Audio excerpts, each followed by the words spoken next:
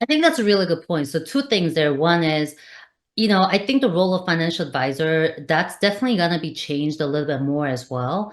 We grew up, I think well, I guess not necessarily grew up with it, but in recent years, robo-advisors like Wealthfront and Fidelity, a lot of people use that so they don't actually have to talk to a real person, right? It's a moderate risk and it's a very low fee. And it's very transparent. You know exactly where your money's going up and down, what they're investing in, and you control that.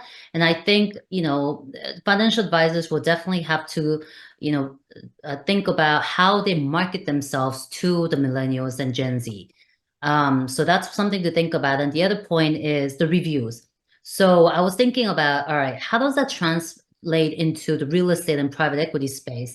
And I think that's where direct marketing is really powerful, direct marketing and sales, because you control your database of investors and they can actually become your biggest brand ambassadors.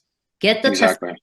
from them, right? Like get their reviews because it's one thing if you say, hey, I have the best opportunity, we have attractive returns and all that versus your investors telling other, potential investors like, you know what, this is fantastic. I did it and I'm very happy with my returns. I'm very happy with the service. I think that goes a long way because, like you said, I'll be looking at the reviews. I'm not going to be trusting what the hotel website says. I'm going to be reading about the customer experience and then believe their words over what the brand is telling me. So I think that's something to be aware of. And we talked about, kind of the gatekeeping that exists in this industry. And I think more and more millennials, we want transparency.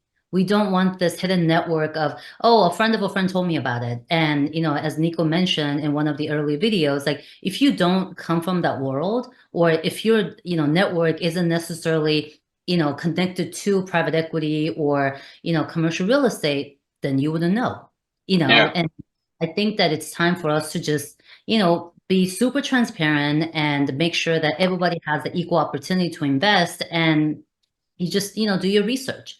There's a lot of companies that, do crowdsourcing, crowdfunding. Maybe that's it for you. Maybe you don't want, things that are just 100 or $200,000 investment or whatnot. But again, the whole point is the way that we behave, the way that we make decisions, it's very different than, oh, my advisor told me that I should do it. And I trust that advisor completely. Like, I'm not trusting anyone. We're not trusting one advisor who gets paid, by the way, to give, to recommend certain products. And I think for us, it's like, all right, well, we kind of want to do our own research. Like we want to be responsible for the choices that we make.